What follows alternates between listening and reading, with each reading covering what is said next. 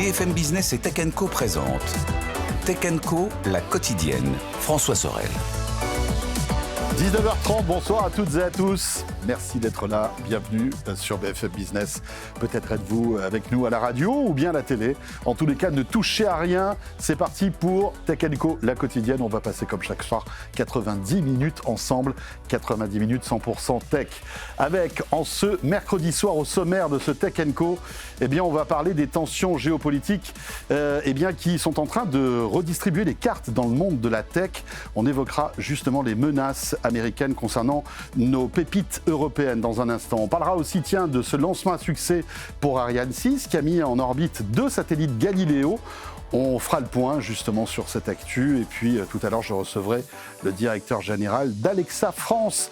Alexa qui dévoile donc sa nouvelle gamme de haut-parleurs Echo et d'assistants intelligents et puis on évoquera peut-être aussi le futur d'Alexa qui s'appelle Alexa Plus et qui devrait arriver en France dans les semaines qui viennent. Voilà, c'est le sommaire de ce Tech & Co la quotidienne. Un grand merci d'être là et bienvenue à vous toutes et à vous tous.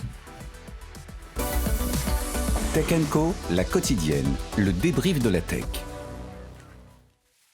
Le débrief de l'actu tech en ce mercredi avec ce soir sur le plateau de Tech & Co, Nicolas Guyon qui est là. Salut Nicolas. Bonsoir. Animateur du podcast Comptoir IA. Le podcast qu'il faut écouter si vous êtes un fan d'intelligence artificielle. Merci. Ça cartonne ton podcast, bravo. Ça se passe très bien, il y a beaucoup d'actu. Oui, c'est vrai. On s'ennuie pas. C'est pas le sujet le plus monotone, on va dire, l'intelligence artificielle. À tes côtés, c'est Yves Maître, Nicolas, qui est là ce soir. Salut Yves. Bonsoir. Quel plaisir de t'accueillir, mon cher Yves. Ancien PDG d'HTC, aujourd'hui tu es operating partner chez Jol Capital, tu as travaillé chez Orange, tu as une connaissance aiguisée de la culture tech et de tout ce qui se passe un petit peu partout dans le monde dans ce domaine-là. Et puis Frédéric Simotel qu'on ne présente plus. Salut Fred. Salut François, salut à tous. Frédéric Simotel, journaliste à BFM Business, qui sera à ma place demain. Ah oui, demain. C'est vrai. Il me remplace. Et puis on vous expliquera ce qui vous attend durant les fêtes pour Tech & Co. Et puis juste après, à la rentrée, direction le CES de Las Vegas, ce grand salon dédié à la tech qu'on vous fera vivre en intégralité, car nous y serons, toute l'équipe de Tech & Co fait le déplacement là-bas, mais on aura l'occasion d'en reparler. Dans l'actu, alors évidemment, dans un instant, on va parler de ces tensions qui s'aiguisent entre l'Europe et les États-Unis. Dernier, on va dire, coup de théâtre en date, c'est la menace américaine concernant nos géants européens, les Spotify, les Mistral, les Siemens, qui pourraient être bientôt surtaxés. Pourquoi ? Parce que de l'autre côté, nous, ici en Europe, on tape un petit peu sur les géants américains avec le DMA et le DSA. Et là, on rentre dans une espèce de bras de fer, on ne sait pas trop ce qui va se passer. Ça sera dans un instant, mais pour débuter, j'aimerais qu'on évoque les grandes manœuvres dans le monde de l'IA, et cette fois-ci aux États-Unis, avec encore une fois OpenAI, et surtout un nouveau partenaire potentiel pour OpenAI, et pas des moindres, puisqu'on évoque Amazon. OpenAI serait prêt à miser sur les puces Amazon pour diversifier en fait son infrastructure et contrer l'offensive de Google. Et puis, il y aurait aussi un partenariat numéraire, puisque Amazon investirait 10 milliards de dollars dans OpenAI. Tu as suivi, j'imagine, cette news qui est très récente. Nicolas, quel est ton point de vue sur, encore une fois, cette alliance parmi toutes celles que OpenAI est en train de sceller à droite à gauche ? Écoute, cher François, moi je vois un côté vraiment tentaculaire de OpenAI et de la tech américaine sur l'IA. Les intérêts sont tellement croisés que ça devient difficile à lire. Cette participation d'OpenAI, OpenAI qui va chercher ses puces Amazon, c'est aussi, il y a une contrepartie de l'autre côté, avec Amazon qui doit investir dans OpenAI. Il ne faut pas oublier que 10 milliards, c'est ce qu'on 10 dit. milliards. Est-ce que c'est un peu un deal à la Microsoft à la grande époque de OpenAI ?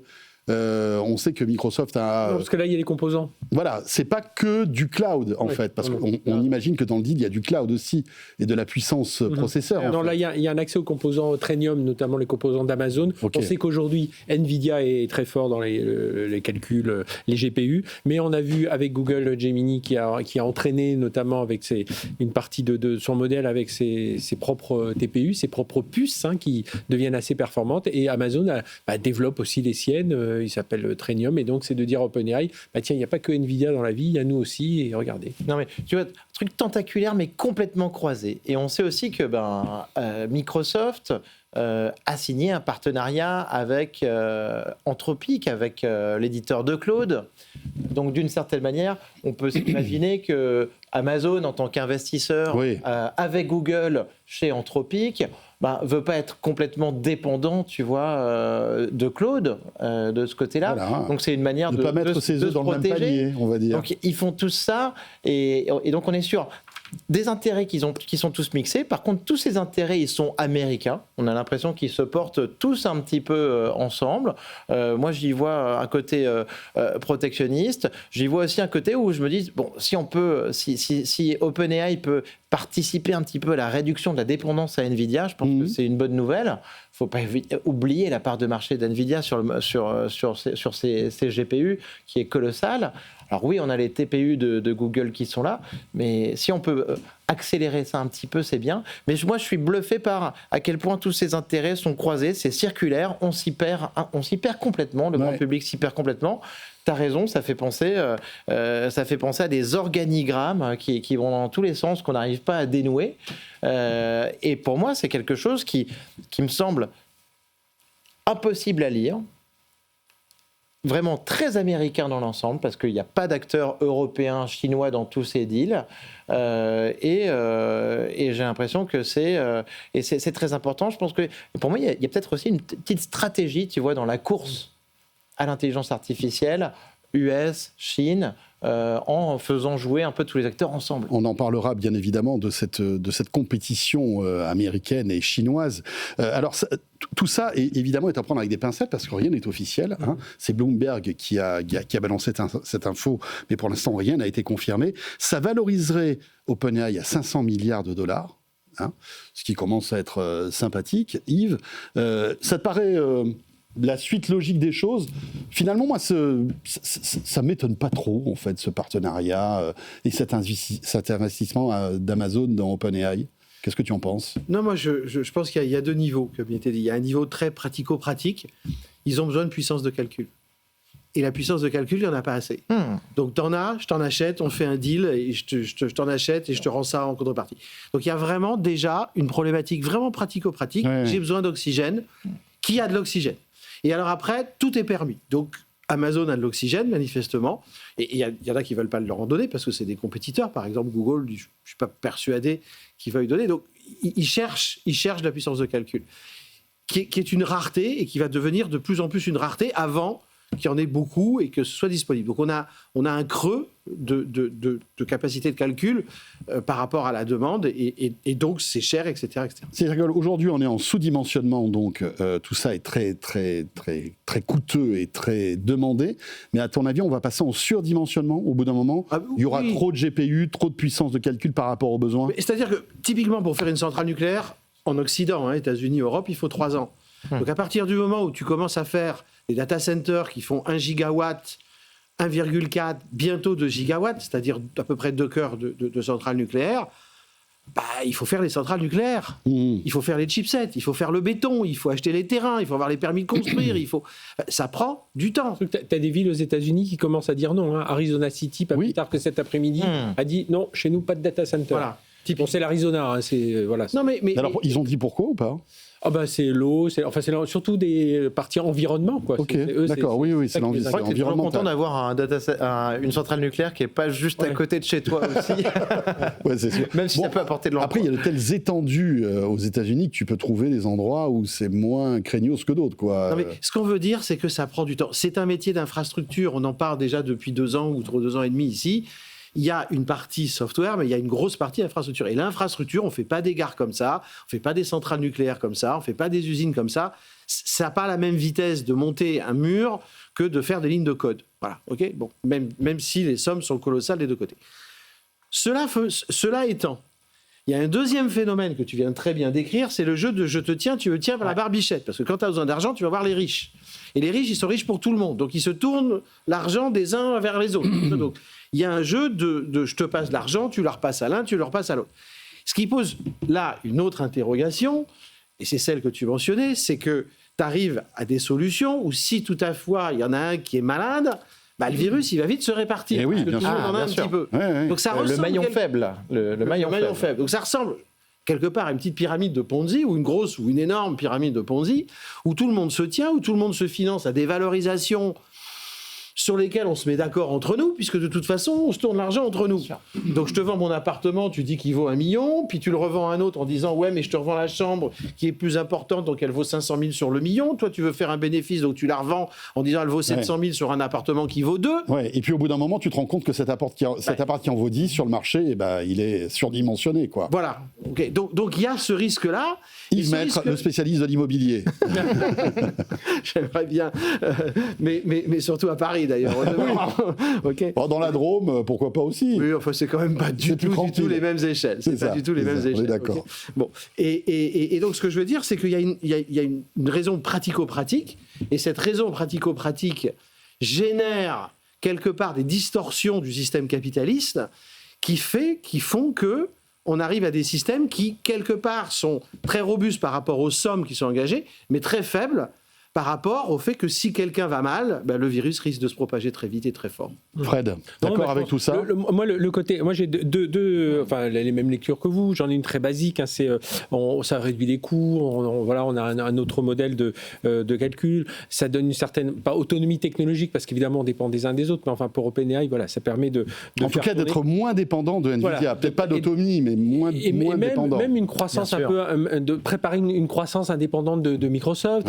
Il vise une IPO, donc il y a tout ça. Mais moi, j'ai une grille de lecture aussi, c'est en remontant un peu d'un cran, c'est que l'IA, c'est plus une bataille de modèles aujourd'hui, c'est une bataille d'infrastructure, c'est une bataille d'énergie, c'est une bataille de souveraineté technologique. Et là, qu'est-ce qu'on est en train de revoir? La bataille AWS, Google GCP, la Google Cloud Platform, et Azure Microsoft. Voilà, on est dans la bataille du cloud, et qui va être le plus puissant, et en dessous, la couche d'en dessous, finalement, que tu prennes du OpenAI, du Anthropic et tout ça, on s'en fout. Ce qu'on veut, c'est que les clients viennent chez AWS, on veut que les clients viennent chez Azure, on veut que les clients viennent chez GCP. Et moi, c'est un peu ça qui me fait un peu plus peur, parce que autant on se dit, bon, la bataille du cloud, on l'a un peu perdu, mais l'IA avec Mistral, on va peut-être se filer. Bah oui, mais si les clouders, même cette truc-là, il dit finalement, reprend le lead, on va dire, flûte, alors nous, la bataille du cloud, comme on n'y est pas de toute façon, on n'y sera plus, quoi. Et c'est un peu ça qui me fait peur, tu vois. Et je pense que là, on est revenu vraiment dans une... Clairement, on est dans une bataille du cloud, quoi. C'est des clouders. L'IA, c'est derrière. Alors, elle peut être aussi intelligente, agentique, tout ce que l'on veut. Mais l'IA, c'est plus la bataille pour eux. La bataille pour eux, c'est ramener un maximum de gens, d'entreprises, d'utilisateurs dans mes clouds. Et puis derrière, vendre le maximum de services et me battre contre GCP, me battre contre Azure et me battre contre AWS. Moi, je vois ça vraiment bataille du cloud, quoi. Ouais, est-ce qu'il n'y aura pas demain un déstockage de l'IA? Parce que c'est vrai qu'après, il faut trouver tous les usages pour tout ça, et toute cette puissance de calcul. Et ça, on n'a pas encore forcément toutes les explications. Enfin bref, autre sujet, mais très intéressant. On verra bien si, effectivement, tout ce qu'on vient de dire se confirme, puisque, rappelons-le, ce ne sont que des rumeurs. Cet investissement de 10 milliards d'Amazon du côté d'OpenAI. Dans l'actualité, on va revenir sur cette tension qui est de plus en plus palpable entre à la fois l'Europe et les États-Unis. Alors, on ne va pas parler de droits de douane ou des aspects purement économiques, mais là, ce sont des tensions technologiques, et surtout, c'est un peu la réponse du berger à la bergère concernant à la fois les sanctions européennes qui impactent les géants américains. On en parle souvent dans Tech & Co, que ce soit Apple, que ce soit Google, Microsoft, etc. Vous le savez, avec des amendes parfois salées, parce que ces géants américains ne respectent pas les mesures qui ont été mises en place par l'Europe, en l'occurrence le DMA et le DSA. Le seul problème, c'est que le gouvernement américain estime que tout cela est injuste, que ça étouffe l'innovation, que ces géants américains investissent beaucoup en Europe et créent de la richesse en Europe, ce qui n'est pas faux, d'ailleurs, au passage. Et donc, la réponse qui est tombée aujourd'hui des États-Unis, c'est de dire, écoutez, puisque vous sanctionnez et vous taxez nos pépites américaines, eh bien on va faire de même avec vos stars européennes. Et les stars européennes aujourd'hui, c'est Spotify, c'est Mistral AI, c'est plein d'autres. Voilà, on ne va pas toutes les citer. Il n'y a pas que des entreprises de tech aussi. D'ailleurs, si vous êtes avec nous à la télé, elles s'affichent actuellement. Enfin, il y a quasiment que de la tech, mais peut-être pas Siemens et DHL. Bon, alors il y a de la tech aussi dans DHL, mais bon. Enfin voilà, ce sont vraiment dans le conseil et tout ça. Exactement. Ce sont nos plus belles boîtes européennes qui pourraient être mangées toutes crues et retaxées, surtaxées aux États-Unis. Je voulais avoir votre avis sur ce petit jeu qui devient un... Oui. Et juste un petit mot, des entreprises qui d'habitude n'ont pas l'habitude d'être prises dans la ligne de mire de tout ça. Non. Parce que les Google, Microsoft, ils sont habitués, les Apple, ils ont les bataillons de juridiques qu'il faut. Là, bon, aussi, ils doivent avoir leurs juristes qu'il faut, mais c'est des gens qui ne sont pas habitués. Alors, dans leur domaine, si, Spotify a dû se battre, Accenture, dans leur domaine à eux, mais à ce niveau-là, au niveau mondial, dans le contexte géoéconomique, c'est pas eux les cibles d'habitude. Donc ça, moi, c'est la première chose qui m'a surprise. Et puis tu prends une boîte comme Mistral, alors même si c'est une pépite qui est formidable, elle n'a pas les moyens de défense d'un Google ou d'un Apple. Ouais. Tu vois ce que je veux dire ? Et surtout, Mistral, tous ses actionnaires sont américains, donc je suis pas sûr qu'ils soient complètement satisfaits du truc. C'est ça aussi. Ils vont peut-être débarquer à la Maison Blanche. Attendez, nous on a mis des milliards là-dedans. Yves Maître. Moi, je suis assez favorable au truc. Alors, ça va te paraître bizarre, mais je suis assez favorable au truc. Alors en fait... Alors, tu es favorable au fait qu'on surtaxe les boîtes européennes, c'est ça ? Je ne suis pas favorable à la guerre. Il veut sa golden card.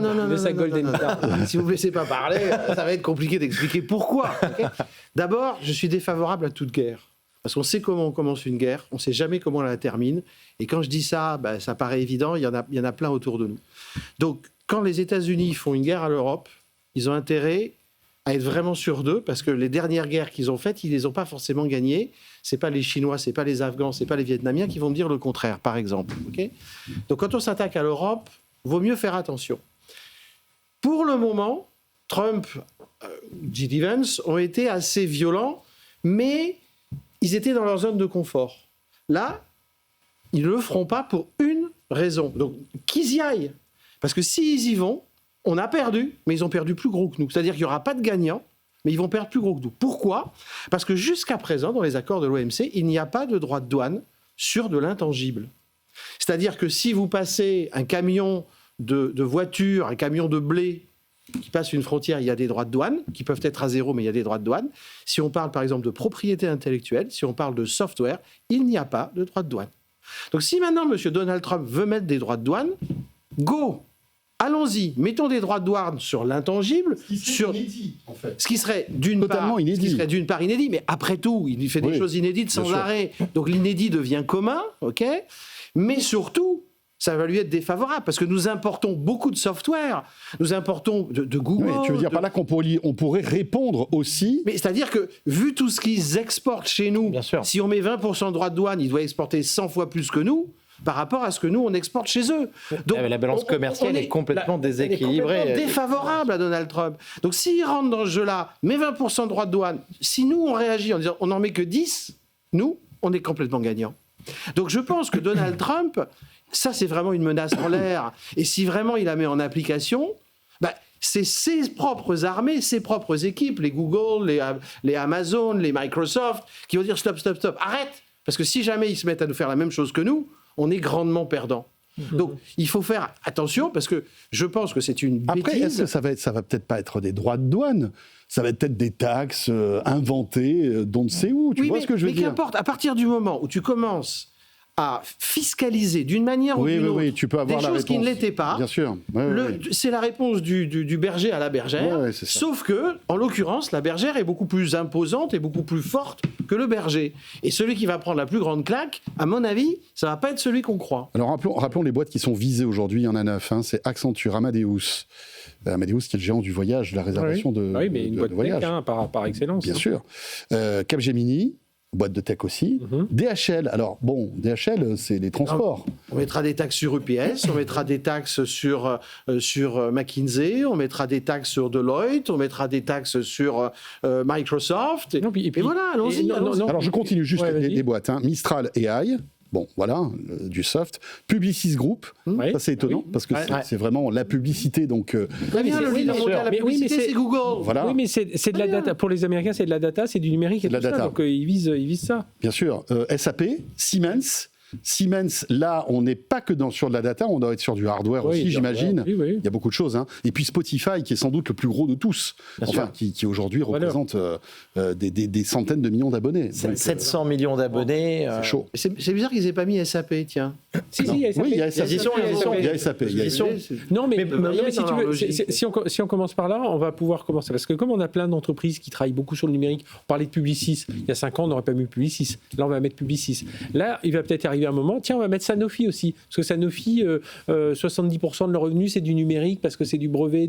Enfin, tu vois, aujourd'hui, on voit cette numérisation des entreprises. On va dire, Sanofi, oui, mais ils font des médicaments. Oui, mais enfin, c'est beaucoup de numérique et tout ça. Donc, on va taxer Sanofi. On va taxer si Carrefour va être encore plus puissant dans son e-commerce, on va dire, tiens, c'est une boîte de numérique.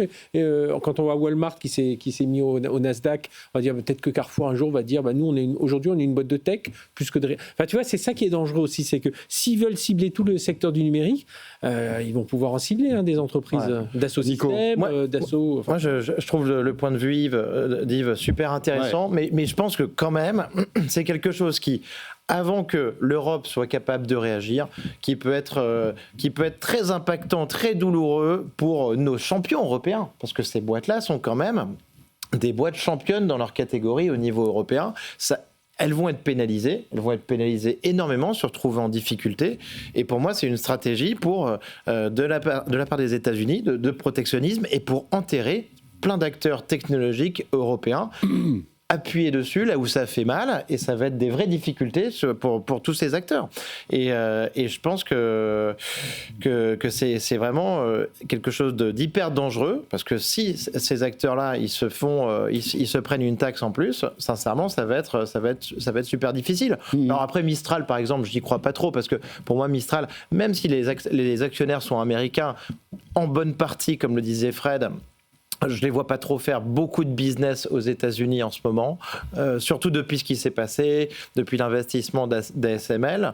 Donc je ne pense pas que l'impact sera colossal, mais pour moi c'est un grand coup de pied sur tout un tas de champions européens, et ça risque de créer une situation compliquée pour nous. Yves, pour conclure sur cela étant, j'ai été un peu provocateur et dans la boutade. Cela étant, la question de la fiscalité du digital, c'est une vraie question qui n'est pas traitée.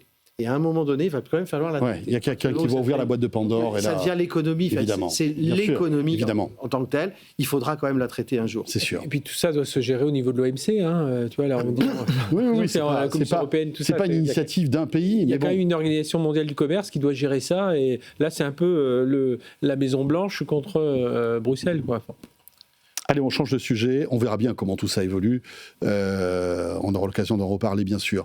Autre sujet avec Microsoft. Microsoft qui, vous le savez, depuis ses investissements massifs au départ dans OpenAI, a poussé en fait l'intelligence artificielle avec pas mal d'outils, et notamment un que vous avez peut-être vu sur votre Outlook, qui s'appelle Copilot, qui existe d'ailleurs dans plusieurs itérations. Copilot, il y a aujourd'hui des PC Copilot, avec du hardware Copilot.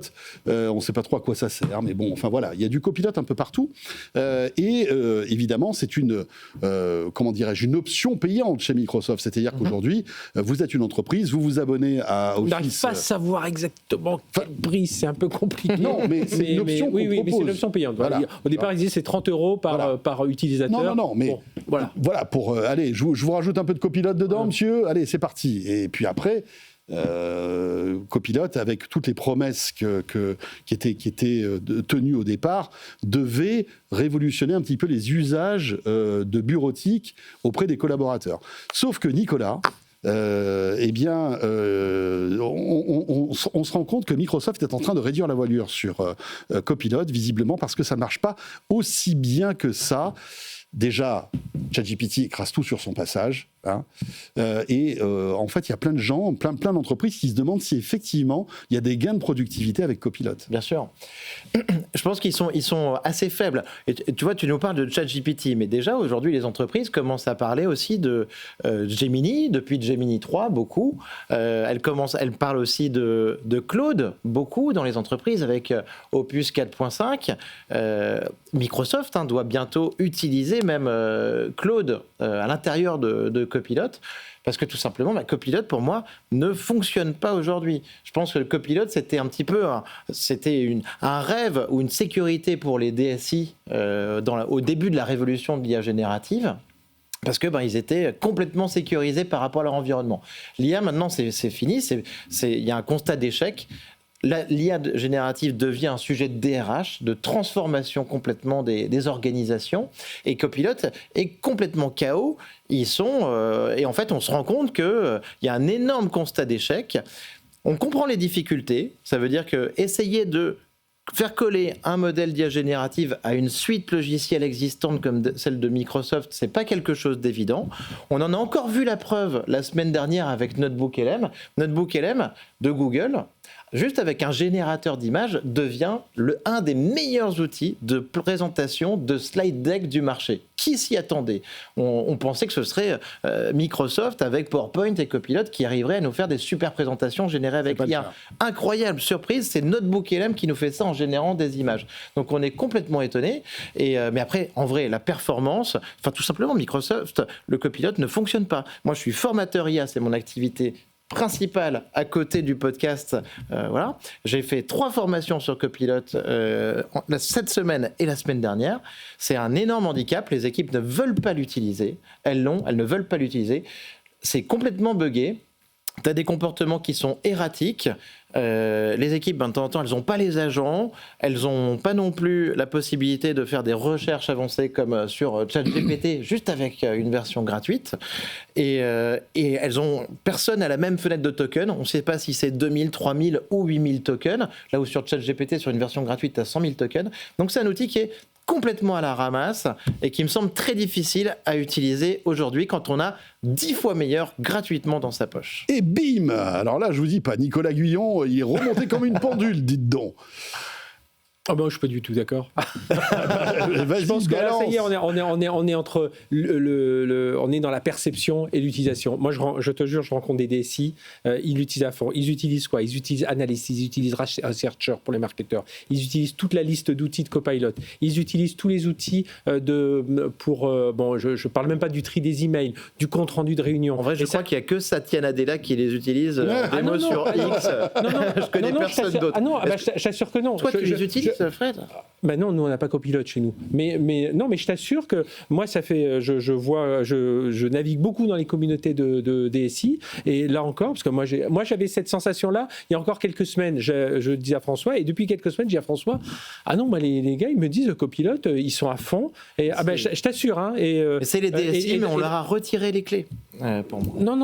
Moi je peux dire dans des très grands groupes et ils sont. Alors la seule chose qu'on n'arrive pas à savoir c'est combien ils payent, est-ce qu'ils payent un peu plus ou pas. Mais ils me disent tous, et ils me disent moi mes marketeurs, on a cité une boîte publiciste tout à l'heure. Les marketeurs ils utilisent Analyst, Researcher et ça a changé leur vie et ils sont à fond dessus. Tu vois tous ces outils, les comptes rendus de réunion, Mais non, il fonctionne pas les comptes rendus de réunion dans Microsoft. Non, c'est pas vrai. Et je vais même te dire un truc. Tu regardes juste une marque, tu regardes dans le rapport de Microsoft et tu regardes la consommation, tout ce qui est la consommation GPU. Tu vas voir qu'elle a augmenté. Elle a augmenté pourquoi ? À cause de Copilot. Bon, alors là, c'est les chiffres. Hein. Non, mais c'est les chiffres. Hein, là. Tu vois là, les investissements en GPU. Non, parce que ça me met hors de moi. Mais non, il ne faut pas que tu t'énerves pour ça. On a quelques jours de Noël, les cadeaux, le sapin. Chez Microsoft et c'est pour du Copilot. Alors attends, on n'a pas terminé sur ce sujet parce que moi j'aimerais bien écouter Yves là-dessus. Moi, juste une chose. Il y a cette information comme quoi Microsoft baisserait la voilure. Mais c'est d'où ? C'est une The Information. Il ne cite aucun chiffre, il ne cite aucune étude, rien du tout. C'est juste du... j'ai interrogé 2-3 personnes et tout ça. Vous m'énervez, C'est mon tout, Fred, voilà. là. Les gens aujourd'hui, Attends, chez Copilot, Nico. ils l'utilisent tu prends Claude, Nico. les équipes l'utilisent en cachette. Ne bougez pas, Ne s'il serait-ce vous que plaît. GitHub Pardon, Copilot. François. Non, mais GitHub Yves, Copilot. Bayonne Nico, moi je vais baïonner Fred. On se retrouve dans un instant, on va poursuivre ce sujet, bien sûr. Affûtez vos arguments, Frédéric et Nicolas. Yves va arriver, il n'est pas content non plus. Tech & Co, la quotidienne, on revient dans un instant. Copilote ou pas copilote, dites-le nous sur X, anciennement Twitter. Est-ce que vous utilisez Copilote? Vous nous faites un petit hashtag avec Tech & Co et on va voir ça. A tout de suite, ne bougez pas. Tech & Co, la quotidienne sur BFM Business. Tech & Co, la quotidienne, le débrief de la tech.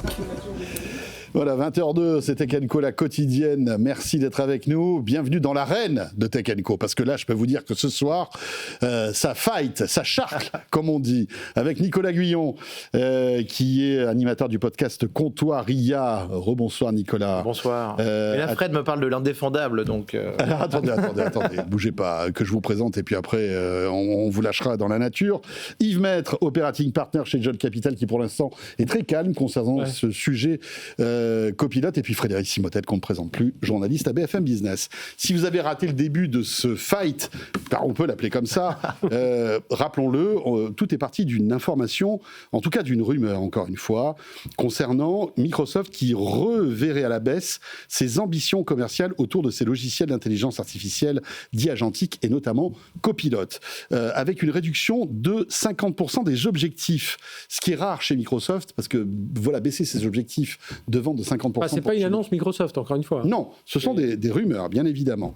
Bref, tout ça pour dire que si, évidemment, Microsoft a du mal à vendre Copilote, parce que c'est ça, vous savez, c'est ce petit agent qui est disponible en option, finalement, d'Outlook et de pas mal de services de Microsoft, et qui est censé vous aider au quotidien pour des tâches d'IA générative, eh bien, visiblement, ça marche pas. Ça marche pas à la fois en termes on va dire, de vente, mais aussi techniquement. C'est ce que tu nous disais, Nicolas. Ah oui, catastrophe. Voilà. Et puis, en plus, tu as formé des gens sur Copilote, donc tu es un peu au cœur du truc, et tu estimes que c'est pas au point. C'est pas fonctionnel.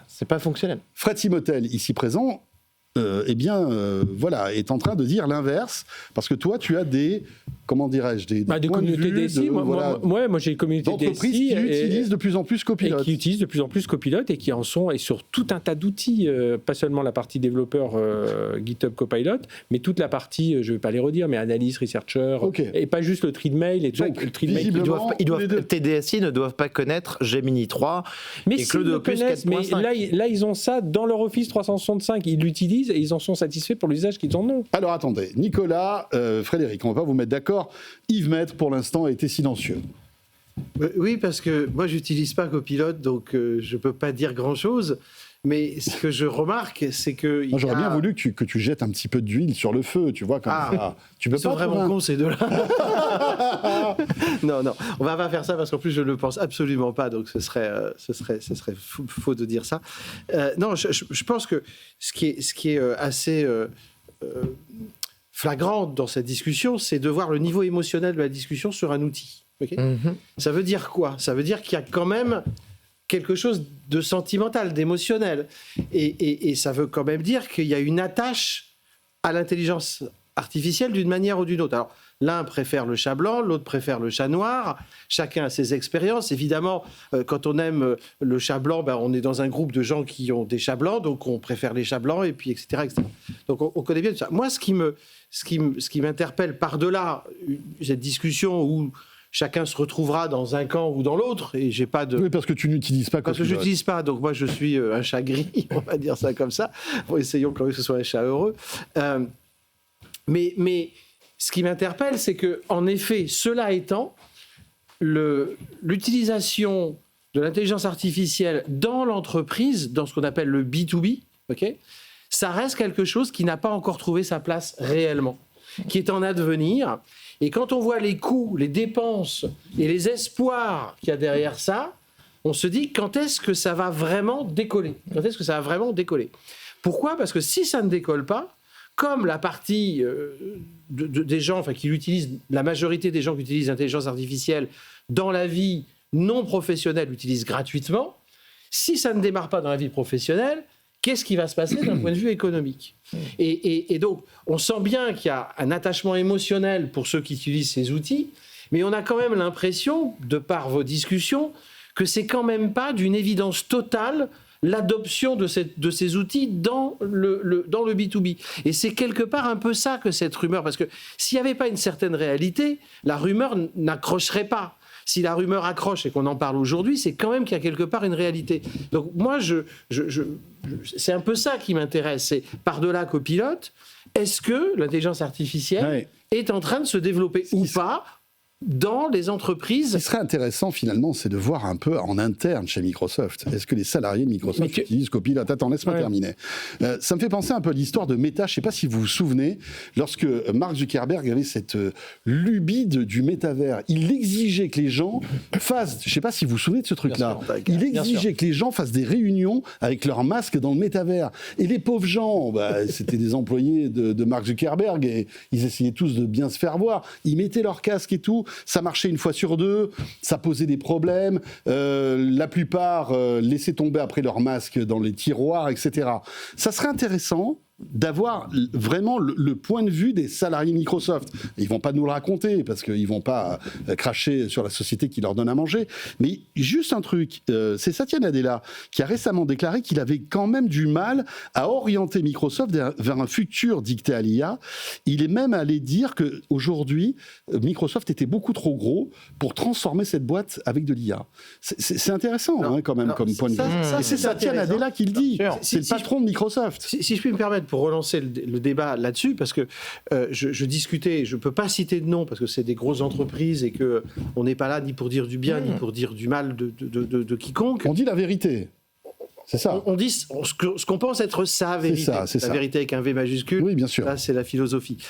Mais en effet, il y a un problème de process métier, de connaissance de son métier. Parce que il faut pouvoir... Aujourd'hui, on a une manière de faire, ok ? L'AI amène d'autres manières de penser, et donc la connaissance métier que l'on a, de son propre métier, et les changements que ça va nécessiter pour intégrer l'AI dans son métier, ça c'est un travail qui est extrêmement compliqué, et ce dont on s'aperçoit, c'est que si on ne fait pas ce travail, l'AI ne sert à rien. Donc il y a déjà, mais je pense que tu pourras, Nico, en parler beaucoup, beaucoup mieux que moi, et ce qu'on voit, c'est pas tant l'AI qui ne sert à rien, c'est est-ce que j'ai réussi à faire les changements nécessaires par rapport à mes process classiques pour que l'AI m'apporte la valeur. Et après, le choix de l'AI se pose, est-ce que je prends l'AI de Microsoft ou de celle de Google, etc. Et je pense que fondamentalement, il y a tout un travail là-dessus, et ceux qui l'ont fait doivent être contents, et c'est peut-être des gens que tu connais, et ceux que toi tu es en train d'amener par là, ils ne l'ont pas encore fait, puisque c'est toi qui les amènes par là, eux ne l'ont pas fait, et donc peut-être qu'eux ne se retrouvent pas dans des outils parce qu'ils ne sont pas prêts. Voilà. Donc c'est peut-être ça un peu l'écart qui pourrait y avoir entre vous. Fred, on va enchaîner parce que on pourrait faire une heure sur Copilot. Je dis juste, parce que je suis allé rechercher les chiffres là, que m'avait donné un patron informatique. Session Copilot, en 2 mois, plus 40%. Nombre total d'interactions, plus 30%. Durée moyenne d'utilisation, plus 152%. Voilà, c'est une grande boîte qui utilise Copilot. Non, mais c'est 152% si tu pars à zéro. C'est les outils, c'est les outils studio. C'est les facts. Non, oui, on n'a pas de chiffres. On n'a pas de chiffres. Ils sont passés. Ils sont en dizaines de milliers d'utilisateurs. C'était parmi les premiers à signer. C'est positif pour l'adoption de l'IA. Et voilà. Mais de l'autre côté, sincèrement. Les copilotes, c'est pas une solution aujourd'hui qui est sur les benchmarks.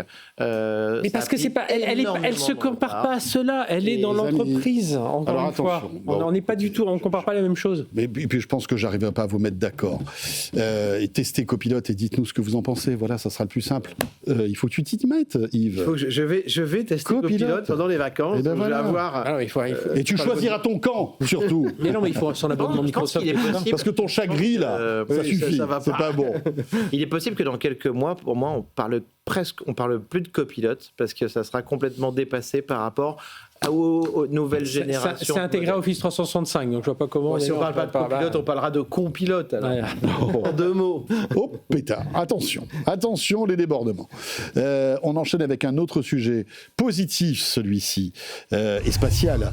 Ariane 6 a encore réussi un lancement, ça c'est cool. Ça commence à accélérer. Je veux dire, maintenant, chaque lancement d'Ariane 6, et on touche du bois pour ceux qui vont suivre, eh bien, c'est un succès.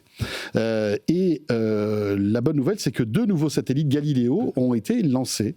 Et ils viennent remplacer, en fait, des appareils qui commençaient à vieillir. Rappelons que Galileo... Tu dois savoir vraiment ce que c'est parce que tu étais, je pense à l'époque, dans toutes ces réunions de brainstorming sur le futur du GPS et surtout la réponse européenne à une innovation américaine, puisque rappelons-le, hein, le GPS c'est une innovation américaine et il fallait une réponse européenne. C'était Galileo à l'époque. C'est ça, hein ? Mais non, mais c'est... Enfin, on critique beaucoup l'Europe, on sent qu'en tant que construction politique, les Européens en retard en technologie. Ben non, c'est pas vrai partout, la preuve, Galileo. C'est pas vrai partout. Il y a eu pas mal d'embûches quand même. Mais au Galileo départ, a eu énormément de retard. Ok, un enfant, quand il apprend à marcher, tu sais quoi, il tombe. Et puis on dépendait des Russes, hein, beaucoup. Hein. On dépendait beaucoup. Il y a un petit souci depuis 4 ans. Hein. D'accord, et tu as absolument raison de mentionner ça. Et on a réussi à prendre notre indépendance de la part des Russes. Ariane Espace a pris des contrats Amazon, c'est quand même le seul non américain qui a sous-traité donc un Européen. C'est un programme européen qui marche, qui envoie des satellites, qui fait une constellation Galileo qui marche, qui fonctionne. Donc là, je pense quand même que avant les fêtes, on peut se réjouir de voir une Europe solidaire, motivée, qui non seulement challenge, mais rattrape et voire même dépasse dans des domaines où c'était pas évident. Donc quand on voit les autres challenges qui sont face à nous, ça donne beaucoup d'espoir. Et parce que c'est de la très très haute technologie. Hein. Je veux dire, on est en train de parler de choses qui sont d'une complexité extrême. Donc oui, l'Europe sait encore faire des choses et est capable de rivaliser. Alors que ce soit Airbus, ça on le savait, mais dans ces domaines-là, dans le domaine des satellites, dans le domaine des grappes de satellites, on est en train de faire des choses qui sont tout à fait remarquables et on rattrape notre retard de manière extrêmement rapide en étant dans une totale indépendance et dans une totale union technologique et financière. Moi, je dis pas que c'est la fin, c'est le début de notre indépendance. C'est notre indépendance, c'est plutôt la fin de notre dépendance. Si tu veux, un peu d'accord. La nuance. Bien sûr. Et on est tous d'accord, et c'est une excellente nouvelle. Et en vrai, c'est nécessaire, c'était une priorité absolue de pouvoir reprendre le contrôle de l'espace, récupérer un accès à l'espace sur une discipline qui est donc rocket science, comme tu viens de le dire, Yves, qui est pas facile. Et par rapport à SpaceX, à Elon Musk, ça fait quand même du bien, enfin, de pouvoir à nouveau mettre des satellites en orbite. Franchement, c'est fantastique. Moi, j'attendais que ça.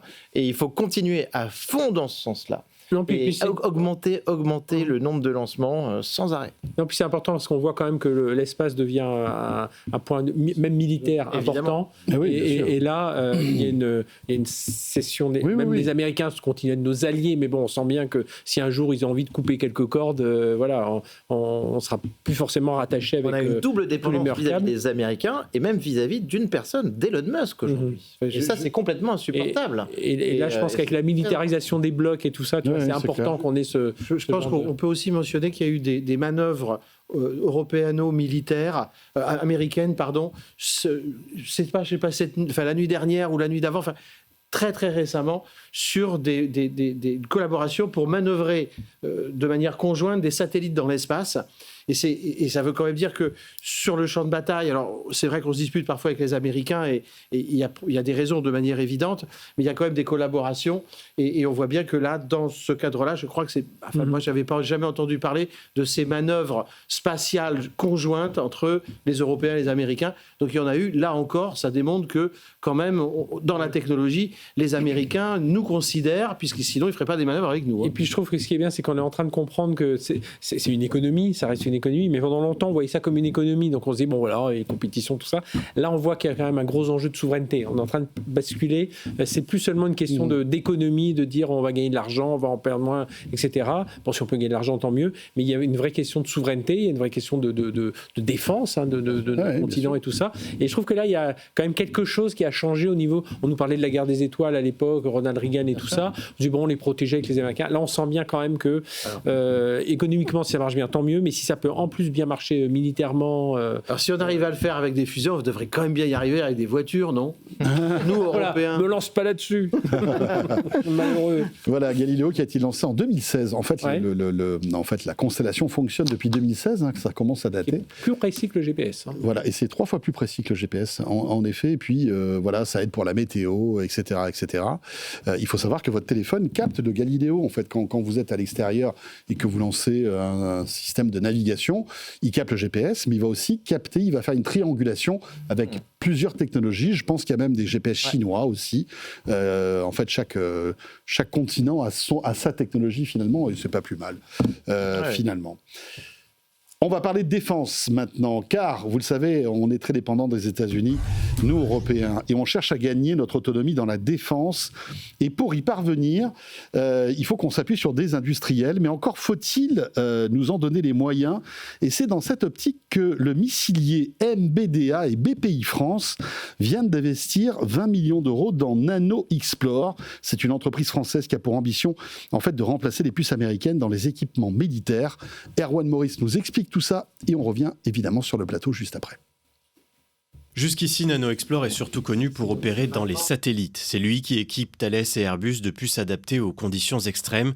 Un savoir-faire que l'industriel veut maintenant mettre au service de la défense, dans les radars, les drones, les hélicoptères ou les missiles, en remplaçant la moitié des composants américains par les siens d'ici 5 ans. Car aujourd'hui, l'essentiel de l'électronique embarquée est de propriété américaine et de confection chinoise, ce qui pose de graves problèmes d'autonomie stratégique. Le patron de NanoXplore n'admet pas que les États-Unis n'aient, comme on l'entend parfois, qu'à appuyer sur un bouton pour empêcher les F-35 des armées européennes de décoller. Cet investissement de 20 millions d'euros doit donc permettre à la société de produire davantage et de développer des puces plus avancées, de 7 nanomètres. Elles ne seraient alors plus fabriquées par le franco-italien STMicro, comme c'est le cas aujourd'hui, mais par le taïwanais TSMC, le seul à maîtriser aujourd'hui ce type de gravure. Preuve que la route est encore longue avant que les Européens ne parviennent à atteindre les 100% d'autonomie. Alors, c'est étonnant parce que tout ça résonne avec l'info qu'on avait donnée hier concernant Palantir, justement, et les services en fait, de défense français qui ont renouvelé leur confiance à Palantir. En fait, c'est une espèce de, jeu de chaise musicale, mais c'est quand même assez compliqué de s'y retrouver dans cette histoire-là. Qui veut réagir là-dessus? Yves, tu as suivi un petit peu cette histoire ou pas? J'ai pas du tout suivi Palantir. Non, j'ai pas beaucoup suivi NanoXplore. Moi, je trouve que c'est pour la défense, c'est normal. Enfin, je trouve que c'est tout à fait raisonnable, et je ne peux que saluer des investissements français pour soutenir l'indépendance et la nation et le fait qu'on puisse se défendre par nous-mêmes.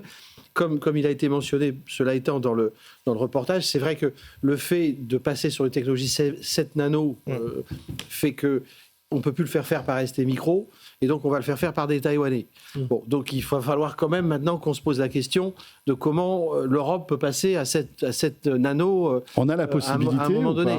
De passer au 7 nano. En fait, c'est des investissements d'usines. Qui sont relativement... qui sont très, très significatifs. Parce qu'on a SML qui est juste là, à côté. Oui, qui fait du 2 ou qui fait du 3 et du 2 nano. Mais c'est ça qui est dingue. C'est ça qui est dingue, ouais. En Europe, on doit faire du 14, 12, 20, mais... Et on a Air Liquide. Enfin, je veux dire, sans Air Liquide et sans ASML, Taïwan ne sait pas faire. Et donc, bon, mais j'espère qu'on y viendra un jour. Mais c'est vrai que là, on voit quand même que sur toute la value chain, comme on dit, la chaîne de valeur, bon, ben, on a fait un pas là, et maintenant il faut faire un pas un petit peu en dessous, et on avance petit à petit. Nico ? Et moi, je pense que tout est lié, en fait, tous ces sujets. On vient de parler de l'espace. Pour moi, c'est la même chose. On est dans un contexte géopolitique où on se rend compte qu'on ne peut pas être dépendant sur notre sécurité nationale, sur notre défense d'acteurs américains. Et le plus on peut grappiller comme ça un petit peu de contrôle dans la chaîne de valeur, le mieux c'est. Ce qui est certain, c'est que les Américains n'accepteraient en aucun cas aucune des dépendances qu'on peut avoir, que ce soit sur les services secrets. Imaginons si c'était une boîte française qui jouait le rôle de Palantir auprès de la NSA, ça ne fonctionnerait pas. C'est pareil sur ces puces, et c'est un sujet récurrent. C'est lié aussi avec ce qu'on entend très régulièrement sur les puces de Nvidia et l'interdiction, le banning vers la Chine, finalement, qui est levé, mais les Chinois qui, au final, n'en veulent plus parce qu'ils se disent qu'elles peuvent être dangereuses quand même et contrôlées par les Américains à distance. Donc pour moi, il faut toute initiative dans ce sens-là doit être aujourd'hui financée, prise au sérieux. Donc bravo à la BPI d'intervenir à ce niveau-là, en tout cas. Voilà, 20 millions d'euros, rappelons-le, dans cette société qui s'appelle NanoXplore. Fred ? Oui, non, mais ce qu'il faut retenir aussi, c'est qu'on se rend compte aussi que ce que fait MBDA, c'est pas uniquement par patriotisme et tout ça, ils ont une vraie lucidité, enfin, ils regardent vraiment l'avenir et ils se disent, c'est peut-être pas les puces les plus performantes, voilà, c'est pas, mais en tout cas, il faut que nous, on ait la main là-dessus pour le futur, parce que tout ce qu'on vient de dire, notamment avec Galileo, et là on voit que ça marche plutôt bien. Tu sais tu disais Palantir, mais on a Thales qui marche très bien aux États-Unis, qui fournit la CIA et tout ça, donc on arrive à avoir des entreprises françaises, alors françaises, Thales on va dire c'est un acteur mondial, mais oui, mais qui est français, qui est d'origine française, qui réussissent à marcher, mais voilà, donc je trouve que c'est plutôt pas mal. Maintenant derrière, il faut des investissements, il faut aller ramener un peu de sous derrière tout ça pour faire émerger ces acteurs, enfin cet acteur qui vient soutenir MBDA. Fred, nous serons là le 22 décembre pour une émission spéciale où pendant 1h30 on vous proposera nos coups de cœur et nos coups de gueule dans le monde de la tech. Ça va être sympa, bien sûr. On sera bien accompagnés, on aura du beau monde avec nous. Donc ce sera lundi soir. Mais comme il nous reste quelques minutes, j'aimerais bien avoir les coups de cœur de Nico et de Yves concernant cette année 2025 qui se termine. S'il y avait un truc que tu devrais retenir, Nico, de cette année 2025. Copilote. Le petit taquin. Le petit. Non, ça serait le coup de gueule. Une pièce de la machine. Ce serait un énorme coup de gueule. Après, de toute façon, je l'utilise pas, donc j'ai pas de souci. Moi, alors, mon premier coup de cœur, ce que je disais, c'était très clairement Claude. C'est ça que j'ai sorti en premier. Claude Opus 4. Pour moi, c'est une merveille de technologie que j'ai découvert cette année. Alors, c'est un modèle que j'utilise via l'interface Claude. Et personnellement, je suis pas développeur, je suis pas graphiste. Et ce modèle-là m'a donné dans mon quotidien des capacités extraordinaires. Donne-nous des exemples. Je peux réaliser. Qu'est-ce que tu as pu faire avec Claude 4, par exemple ? J'ai pu créer des sites internet, créer des marques, créer des dashboards interactifs, créer des applications fonctionnelles avec des modèles pour générer des images, tu vois, par exemple avec le modèle Nano Banana. Sans que tu mettes les mains dans le cambouis, en fait, c'est ça ? Comment tu fais là ? C'est des prompts ? Juste, c'était mon deuxième coup de cœur, mais il est associé, et juste en plus en promptant à la voix aujourd'hui. Donc c'est l'IA vocale. Donc aujourd'hui, les personnes qui sont à fond sur l'IA, moi je prompte 60 à 70% à la voix avec un petit micro comme ça, et je donne ces consignes à Claude, parce que j'ai comme ça, mais en gros, tu lui dis tu lui dis, fais-moi un site web, je veux qu'il ressemble à ça, ça va être du e-commerce ou. Exactement, François. Et en quelques interactions, j'ai le site internet que je veux, qui est fonctionnel et que je mets en ligne. Et il n'y a que eux qui sont capables de faire ça aujourd'hui ?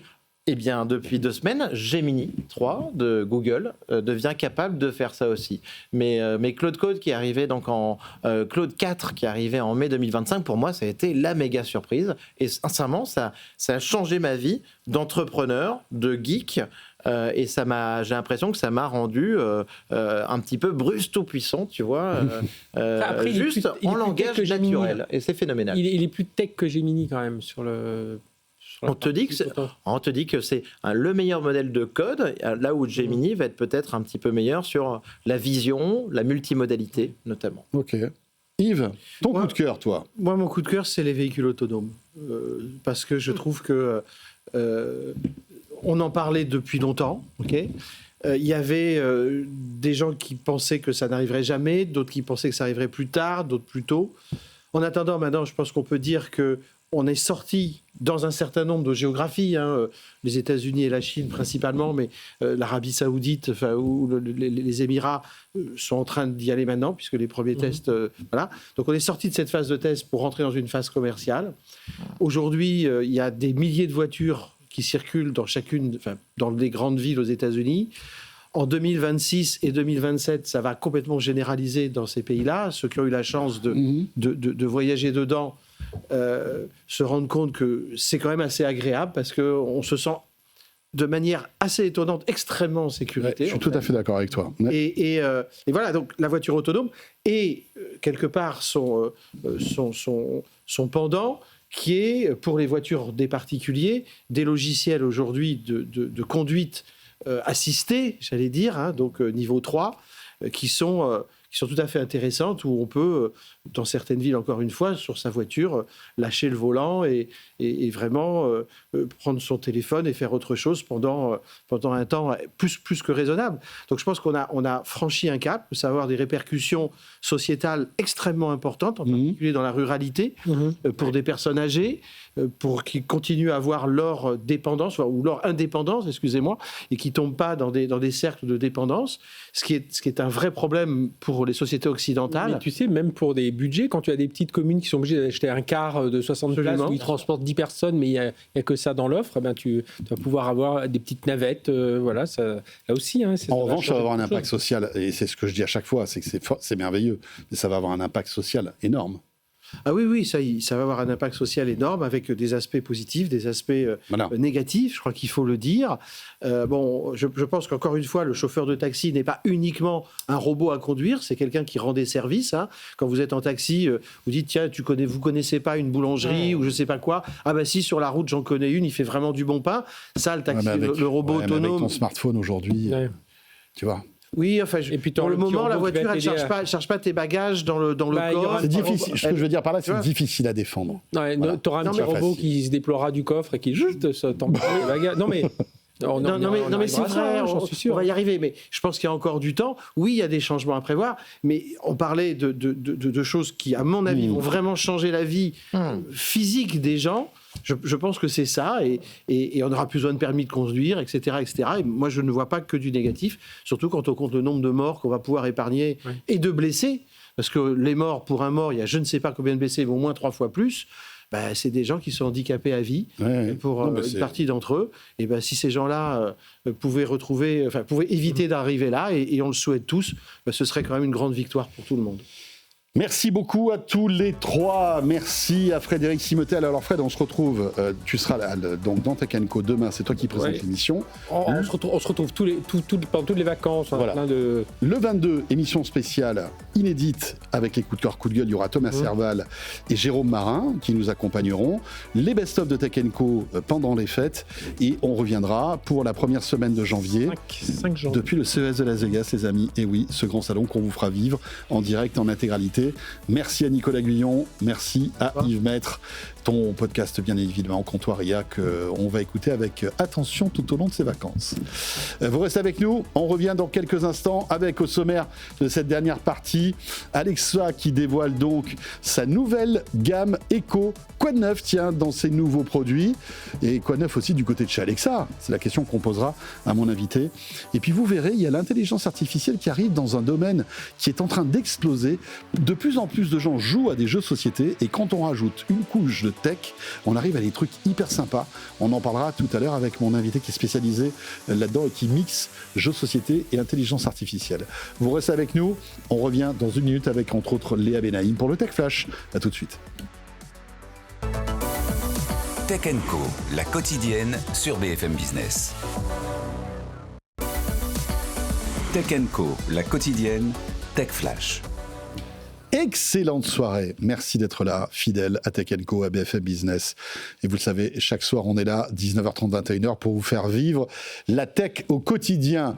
Et dans cette émission, rendez-vous incontournable, immanquable, c'est le Tech Flash. C'est présenté par Léa Benaïm qui est avec nous ce soir. Bonsoir Léa. François et bonsoir à tous. C'est bientôt Noël, hein, c'est pour ça. C'est bientôt Noël et justement, on va commencer avec un succès européen. Ariane 6 a décollé tôt ce matin depuis Kourou, avec à son bord 2 satellites du programme Galileo, l'équivalent européen du GPS. C'est le 5e lancement consécutif réussi en moins de 2 ans pour la fusée, preuve que le programme a enfin atteint sa vitesse de croisière et qu'il peut désormais opérer sans dépendre de prestataires étrangers.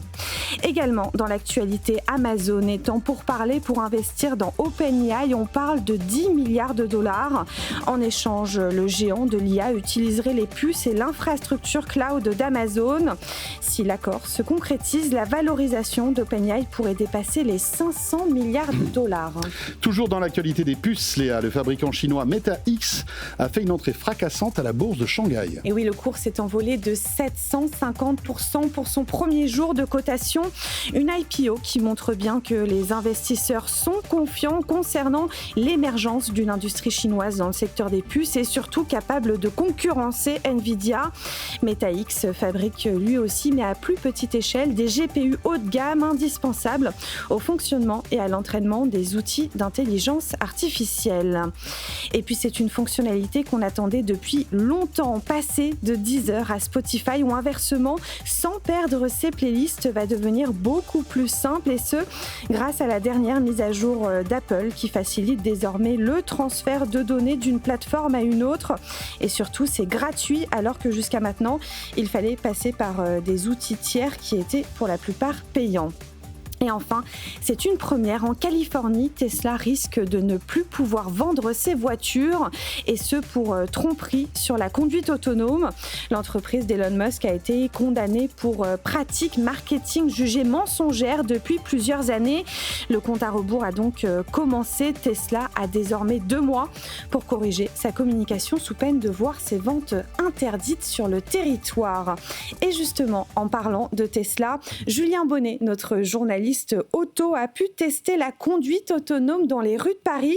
Une vidéo à retrouver sur les réseaux sociaux de Tech & Co et de BFM Business. Et on regarde et on écoute tout de suite un extrait ensemble.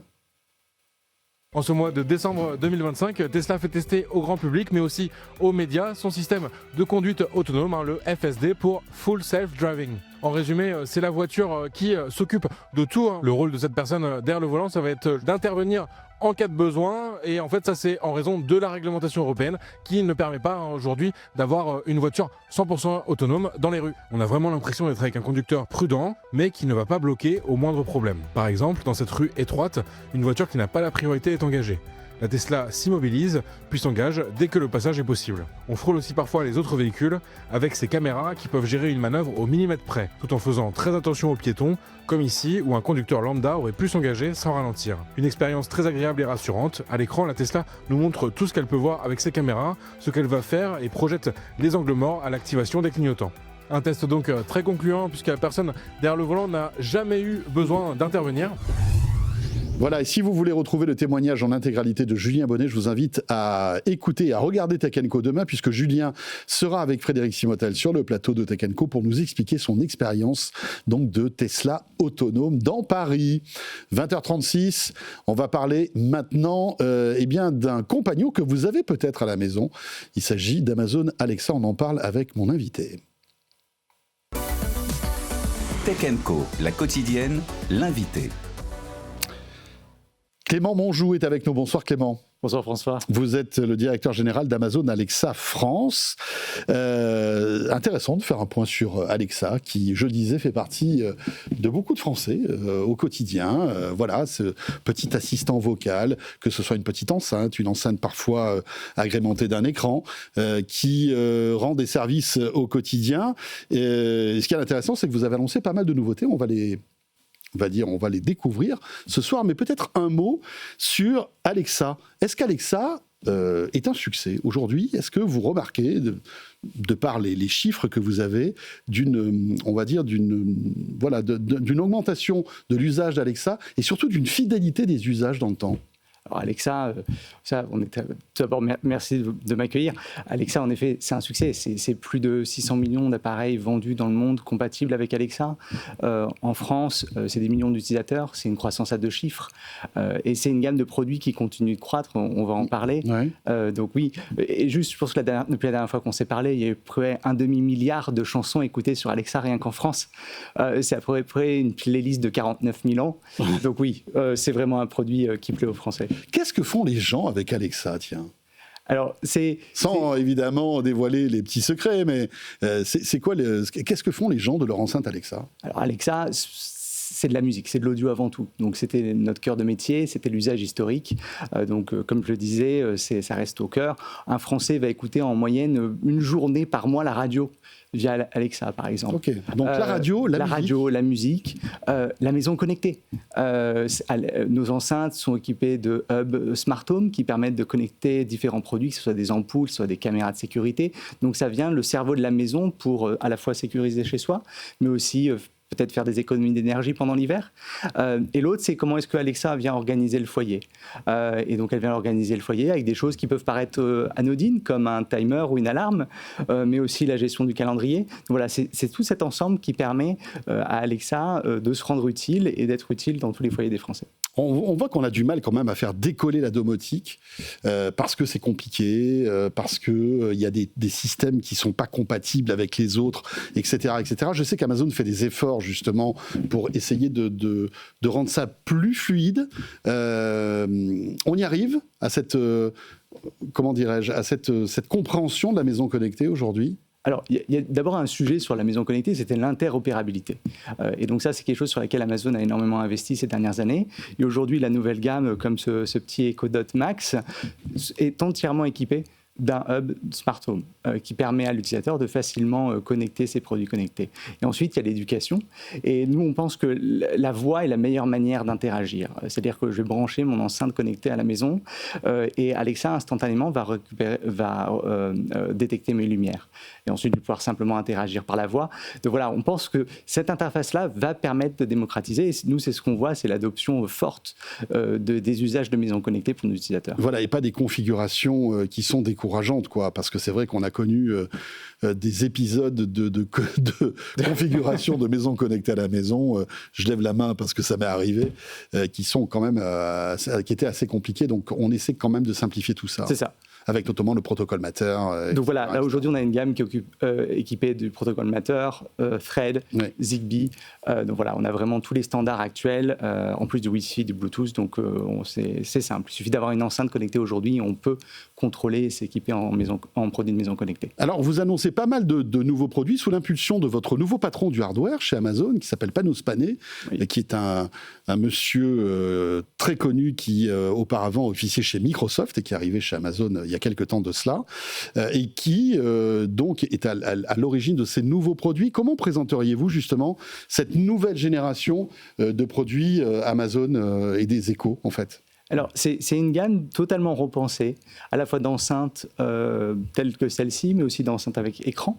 Et c'est des enceintes qui sont pensées avec les usages du futur dans leur cœur. C'est-à-dire, on parlait de la maison connectée tout à l'heure, mais c'est aussi les usages AI. Donc aujourd'hui, c'est des produits qui, en plus d'une qualité audio exceptionnelle, apportent des nouveaux processeurs embarqués, développés par Amazon spécifiquement pour ces usages, qui sont capables à la fois une meilleure compréhension de la langue, plus de 50%, mais aussi de faire tourner plusieurs modèles LLM en permanence sur ces produits pour faciliter le langage, faciliter ce que l'appareil va voir à l'écran, de ce que je vais présenter à mon enceinte connectée avec un écran via sa caméra, pour lui demander combien est-ce qu'il y a de calories, par exemple, dans ce produit. Donc, c'est toutes ces choses qui vont être possibles grâce à ces nouveaux appareils et qui embarquent la puissance nécessaire pour ces usages actuel, mais aussi du futur. Parce que le reproche qu'on peut faire à Alexa, c'est aujourd'hui la vitesse fulgurante avec laquelle les assistants vocaux issus de l'IA générative ont révolutionné la manière dont on dialogue avec une machine. ChatGPT, on parlait tout à l'heure de Copilot, alors qu'on aime ou qu'on n'aime pas, mais on se rend compte, ou même Gemini, avec qui on peut avoir une discussion. C'est ce qui manquait en fait à nos assistants vocaux. Et Alexa, qui était d'une ancienne génération, vous allez rattraper ce retard maintenant pour avoir un vrai assistant conversationnel? Alors, Alexa a toujours été une intelligence artificielle. Il y a 10 ans, lorsque la première itération est sortie avec notre première enceinte Echo, c'était une intelligence artificielle et elle a ancré un usage dans les foyers des utilisateurs. Aux États-Unis, on a annoncé il y a quelques mois l'arrivée d'Alexa+, donc qui est la prochaine génération d'Alexa, qui est nourrie à la GenAI, l'intelligence artificielle. C'est à peu près 70 modèles qui tournent en permanence et qui permettent justement d'orchestrer les usages de l'utilisateur et ses demandes. Mais ce qui est hyper important pour nous d'un point de vue usage, c'est pas de faire un chatbot.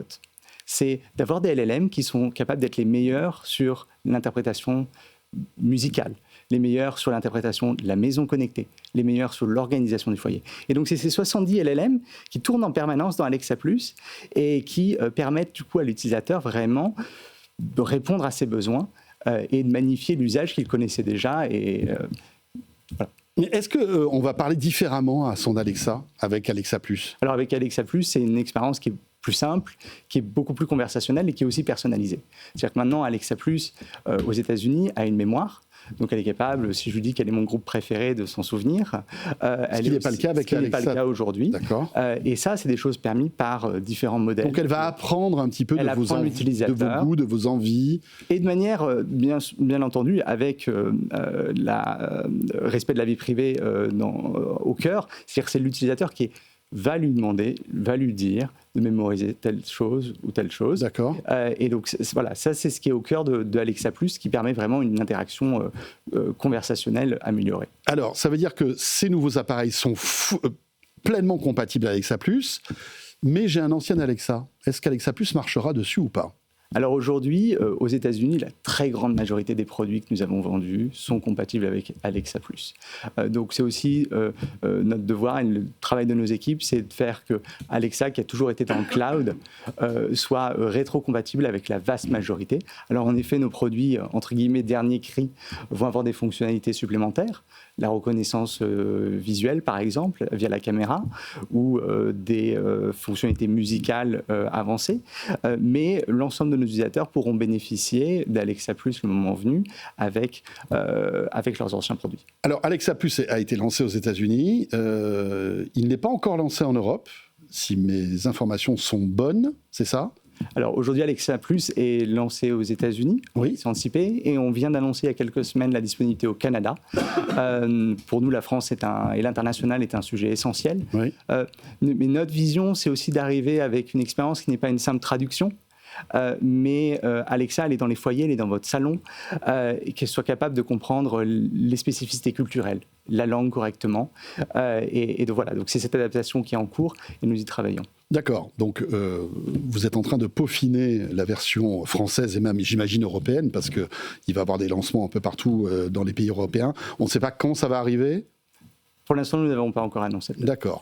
Petite question aussi sur les modèles. Vous parliez de 70 modèles, mais ça veut dire qu'on aura quel type de modèle à l'intérieur ? Est-ce que tout à l'heure on parlait de Claude, on parlait de ChatGPT, etc.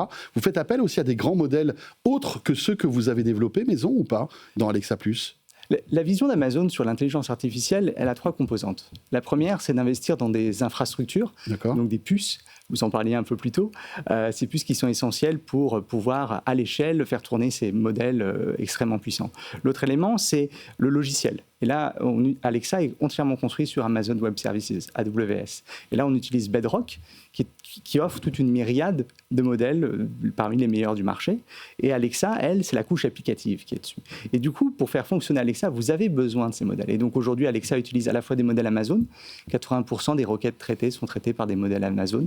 notamment de notre famille Nova, mais aussi par des modèles de la société Anthropic. Ok, intéressant. Donc ces produits sont disponibles en France et sont disponibles prêts depuis quelques semaines. Oui. Le prochain Alexa qui ne devrait pas trop tarder si tout va bien. C'est ça, j'espère revenir bientôt. Ben écoutez, vous serez le bienvenu on pourra peut-être faire une démo sur le plateau Tech & Co. Avec grand plaisir. Voilà, on adore les effets démo. Merci beaucoup Clément. Clément Monjou, donc directeur général d'Amazon Alexa France, avec ses nouveaux produits. Donc il y a aussi des liseuses, on n'a pas eu le temps d'en parler, mais effectivement vous lancez aussi de pour la prochaine fois. Pour la prochaine fois, bien sûr. Merci beaucoup. Merci. Et tout de suite direction la rédaction de Tech & Co comme chaque soir. Tech & Co, la quotidienne, la chronique techandco.com. Kesso Diallo nous a rejoint sur ce plateau. Bonsoir Kesso. Bonsoir. Journaliste à la rédaction de Tech & Co. Et ce soir, tu vas nous parler d'Apple qui va rendre son iPhone plus interopérable. Écoutez bien parce que ça peut intéresser pas mal de monde. Plus interopérable avec les montres et objets connectés d'autres fabricants, mais que dans l'Union européenne. Oui, c'est pas pour tout de suite, ça devrait arriver avec une future mise à jour, iOS 26.3. En fait, elle vient d'être lancée en version bêta et les utilisateurs ont remarqué une nouvelle fonction qui s'appelle transfert des notifications. Cette fonction, comme son nom l'indique, elle permet de transférer les notifications vers un autre objet connecté, un objet qui n'est pas une Apple Watch. Ça veut dire que si tu as un iPhone et une Garmin, mais que tu ne reçois pas les notifications actuellement, eh bien, tu pourras activer cette fonction pour recevoir les notifications qui s'afficheront comme sur l'Apple Watch. Oui, uniquement, comme tu l'as dit, en Europe. C'est ça. Parce que pour se conformer à cette loi européenne, Apple va proposer cette fonction. Ils sont un peu obligés, c'est ça ? C'est ça, en fait. C'est le règlement sur les marchés numériques, ou DMA, pour faire plus court. Cette loi, elle leur impose des règles aux géants américains comme Apple pour maintenir en fait une concurrence saine entre les géants du numérique. Et c'est dans ce cadre-là que la Commission européenne, en mars, a exigé qu'Apple rende ses iPhones, fasse fonctionner ses iPhones mieux avec les appareils d'autres marques, comme Garmin ou d'autres objets connectés. Et du coup, Apple a été obligé de proposer une telle fonction qui, on le précise, comprend une limite. Si vous activez cette fonction, en fait, les notifications, elles peuvent être transférées vers un seul appareil. Donc, si vous avez une Apple Watch et un autre objet connecté, eh bien, vous ne verrez plus les notifications sur votre Apple Watch. Ok, bon. Il va falloir quand même réfléchir à tout ça quand même. Et ça arrive, je crois, avec la prochaine version d'iOS. C'est ça, iOS 26.3. Voilà, point 3. Là, c'est la point 2 qui est sortie il n'y a pas longtemps, donc ça sera dans quelques semaines, sans doute. Merci beaucoup, Kesso. Et si ce sujet vous intéresse ou vous interpelle, eh bien, direction la rédaction de Tech & Co pour en savoir plus. Il est 20h49. On va parler de jeux de société et de tech maintenant avec mon invité. Tech & Co, la quotidienne, la start-up. Benjamin Ferrier nous a rejoint sur ce plateau. Bonsoir Benjamin. Bonsoir François. Cofondateur et directeur général de Serious Game. Alors ce qui est intéressant, c'est que vous êtes deux fondateurs, je crois Sébastien et Benjamin, donc vous êtes deux frères, vous êtes originaire d'Arpajon, vous avez 34 et 25 ans, tout à fait. Et vous avez remporté la médaille de bronze au concours Lépine déjà en 2025, et vous préparez déjà l'édition 2026.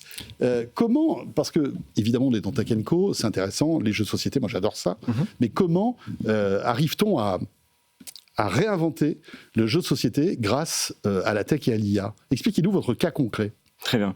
Et pour en revenir au concours Lépine, effectivement, j'ai apporté la médaille. Oui, la médaille de bronze. Il en est très très fier. On en est très fier parce que c'est plusieurs mois de travail. Merci. C'est plusieurs mois de travail, plusieurs mois de réflexion, de développement. Donc comment on en arrive à là ? Tout débute en novembre 2024, donc l'année dernière. On a l'idée de mettre des visages sur des cartes à jouer. Je suis auteur et éditeur de jeux de société, donc naturellement pour moi ce domaine, je le connais. Mon frère un peu moins, mais on est parti d'une blague, on s'est dit pourquoi pas mettre nos visages sur des cartes à jouer. Et de fil en aiguille, on a développé un premier jeu pour Noël 2024 qui s'appelle le jeu du gueux, avec le visage de nos proches, de nos amis sur le jeu. Ça a très bien marché. Que pour vous ? Ou alors vous l'avez commercialisé ? On l'a commercialisé, on a développé... Donc vous aviez toute votre famille dans les mains d'innombrables familles, quoi. Alors oui, en fait, on personnalise les jeux pour nous, mais pour les clients, évidemment, c'était à leur visage. Ok, en fait, d'accord. On a développé un site qui nous permet de récupérer des visages sur les photos des clients et des clientes, et ensuite de l'ajouter aux cartes à jouer, comme on peut le voir juste derrière, parfois sur des personnages de films célèbres. L'idée, c'est que on est vraiment dans une personnalisation grâce à l'IA. On a présenté le concept au concours Lépine cette année, au mois de mai, et apparemment ça a plu au public, et notamment au jury. Donc on est très fiers de cette médaille. C'est cool. Mais où est l'IA là-dedans? Parce que finalement, personnaliser des objets, des mugs, des trucs comme ça existe depuis la nuit des temps, finalement, sur des cartes à jouer. Où est la patte de l'intelligence artificielle là-dedans? Alors effectivement, la personnalisation existe depuis bien longtemps. Il s'agit d'utiliser le face swap. C'est-à-dire qu'on va récupérer le visage d'une photo et l'ajouter, l'incrémenter sur une carte à jouer. Et là, la différence est qu'on va vraiment personnaliser le jeu, pas seulement mettre une photo, mais utiliser l'IA comme outil d'incrémentation d'un visage en l'occurrence. Donc en cela c'est une révolution parce que dans le monde du jeu actuellement on est les seuls, on est les pionniers. Okay. On est toujours les seuls sur le secteur. Donc voilà, c'est vraiment une révolution. En soi c'est un algorithme qui nous permet de récupérer un visage d'une photo. D'accord. Et le mettre sur les cartes à jouer. Ça a marché puisqu'en 2024, vous avez vendu, depuis 2024, vous avez vendu 1600 jeux. Il faut savoir que le marché français du jouet se porte plutôt bien, avec un marché de 4,6 milliards d'euros qui est en hausse, donc secteur très dynamique. Alors il y a eu le Covid, bien évidemment, mais ça tient. C'est-à-dire que et on le voit autour de nous, les jeunes aujourd'hui jouent de plus en plus aux jeux de société parce que c'est bien sympa les écrans, mais à un moment se retrouver tous ensemble, discuter, laisser ces écrans, échanger, et parfois même un peu s'engueuler, rigoler comme ça avec des jeux, ça peut être cool. Est-ce que finalement vous pensez que la tech et l'IA va rabattre les cartes, sans mauvais jeu de mots, des jeux de société, à votre avis? J'en suis persuadé. Alors effectivement, depuis la crise sanitaire du Covid en 2020, il y a eu un rebond énorme, une croissance énorme dans le monde du jeu de société et aussi du jouet. On a beaucoup plus d'auteurs et d'autrices de jeux, beaucoup plus d'éditeurs, de distributeurs et évidemment de consommateurs. Sur 4,6 milliards entre le jeu et le jouet, on est à 20% sur le jeu de société. Ce qui est quand même pas mal. C'est quand même énorme, oui, bien sûr. Et parmi ces 20%, c'est 30% pour des adultes. Donc on a quand même une grande partie de clients et de clientes qui sont des adultes qui achètent des jeux pour eux. Okay. Et donc je suis persuadé qu'effectivement ça va changer le monde du jeu. Ça change déjà dans la conception des jeux, dans les illustrations, les designs. Alors il y a tout un tas de sujets sur l'utilisation de l'IA et sur le vol de propriété privée, intellectuelle d'auteurs, d'autrices, illustrateurs, illustratrices. Mais je pense que ça va apporter quelque chose un renouveau, comme ça apporte dans plein de domaines d'ailleurs, notamment dans la personnalisation. En fait, je pense qu'on entre dans une tendance hyper personnalisée de tous les objets du quotidien. Et pour les cartes à jouer, évidemment, ça n'y échappe pas et c'est un succès. On l'a prouvé encore au concours Lépine et cette année avec toutes nos ventes. Ça veut dire que finalement pour vous, la révolution de l'IA dans le jeu, ça va être la personnalisation. Mais est-ce que ça va être ça aussi la créativité et peut-être inventer des jeux qu'on ne pouvait pas inventer auparavant? Parce que finalement, c'est cool le fait de pouvoir avoir sa famille sur un jeu de cartes. C'est trop cool. Et puis c'est un super cadeau de Noël, au passage. C'est pas pour faire de la pub, mais c'est vraiment hyper original. Oui. Mais au bout d'un moment, il va falloir réinventer un petit peu tout ça. Et ça va être quoi? Ça va être encore la personnalisation dans d'autres jeux, peut-être des jeux de plateau, des choses comme ça? Ou est-ce que finalement, on le voit, ChatGPT et l'IA est en train de bouleverser des secteurs entiers. Est-ce que demain, ChatGPT pourrait créer des jeux? Je ne sais pas, est-ce que... Ouais. Voilà, on peut aller dans quelle direction? Pour le moment, on n'y est pas encore. Je pense que la créativité humaine est supérieure à celle de l'IA dans le monde du jeu. Et encore heureux parce que je suis auteur de jeux. Donc si je suis remplacé par une machine... Vous ne faites pas appel justement à l'IA pour vous aider à créer des jeux? Bien sûr. C'est aujourd'hui un outil pour avoir du contenu, avoir de l'information sur des jeux, équilibrer aussi... le scoring dans tel ou tel jeu, avoir une idée de la durée de la partie, faire des tests. Donc ça aide déjà au quotidien. Je pense que ce sera indispensable dans les prochaines années de s'en servir pour développer des nouvelles mécaniques de jeu. Mais j'ose espérer que la créativité, encore une fois humaine, saura se différencier des machines. Est-ce que vous pensez que les grosses licences, enfin voilà, tous les jeux qu'on connaît et qui cartonnent, les Pictionary, qui sont toujours les Uno, tous ces trucs-là, vont être aussi, on va dire, bouleversés et vont évoluer grâce à la tech et à l'IA? Probablement, alors peut-être un petit peu moins effectivement pour les jeux grand public comme le Pictionary, le Uno, le Monopoly. On est sur... Je crois qu'un Monopoly hyper personnalisé, ça existe déjà. Oui. Hein. Il y a des Monopoly Star Wars, il y a des Monopoly je sais pas quoi. On pourrait peut-être imaginer un Monopoly de notre ville avec... je veux dire, voilà, tous nos proches qui pourraient être à l'intérieur de ce jeu aussi. Complètement, oui, c'est imaginable. Après, on reste sur le même jeu. C'est la thématique qui va changer, effectivement, les décors, les illustrations. Mais fondamentalement, les jeux les plus connus aujourd'hui persistent sur le marché, même s'ils sont, de mon point de vue, un peu moins bons que plein de nouveaux jeux modernes. Il y en a plus de 1000 qui sortent par an en France, chaque année. Donc, il y a quand même... C'est pas trop, d'ailleurs. C'est pas trop. C'est trop, bien sûr. Il y a beaucoup de concurrence, il y a beaucoup de jeux qui ne voient pas le jour, qui ne sortent pas de la boutique, parfois qui ne sont même pas en boutique. Donc bien sûr c'est trop, ça se régule. Et cette année on l'a vu. Il y aura un écrémage, on va dire, naturel. Exactement, depuis 1 an et demi le secteur du jeu a perdu beaucoup d'éditeurs. C'est un peu comme le jeu vidéo finalement, où il y a eu énormément de studios qui sont sortis avec de beaucoup de jeux et finalement on se rend compte qu'il y a peut-être trop de jeux finalement. C'est ça, oui, il y a une sélection naturelle qui se fait. Serious Game, où est-ce qu'on peut trouver votre jeu? Alors on peut le retrouver sur notre site internet, serious-games.fr. Okay. Et j'ai justement fait un jeu pour vous. Oh, c'est cool. Avec votre visage sur les cartes à jouer. Ah oui. Donc les valets, les dames et les rois sont personnalisés avec votre tête. Oh. Ah bah écoutez, alors là ça vaut vraiment le coup. Je sais pas si on peut zoomer avant de terminer Tech & Co. Voilà, baissez-le un petit peu, voilà. Et c'est moi ça, vous êtes sûr? Et oui, je suis sûr. Vous êtes en valet, donc là. C'est la dynastie des Bourbons, donc vous êtes en roi, en reine de France. Oui, c'est bizarre parce que je me vois avec des cheveux, ça fait un moment que ça m'est pas arrivé. Merci en tous les cas, Benjamin Ferrier. Merci pour le cadeau et puis on vous souhaite plein de réussite donc à Serious Game. Vous en êtes le cofondateur et le directeur général. Merci pour beaucoup. Terminer ce Tech & Co. Voilà, je vous souhaite une très belle soirée.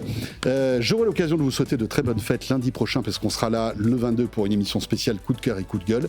Et demain, à cette même place, ce sera Frédéric Simotel pour Tech & Co. Très belle soirée et on se retrouve évidemment la semaine prochaine. Salut à tous. Tech & Co, la quotidienne sur BFM Business.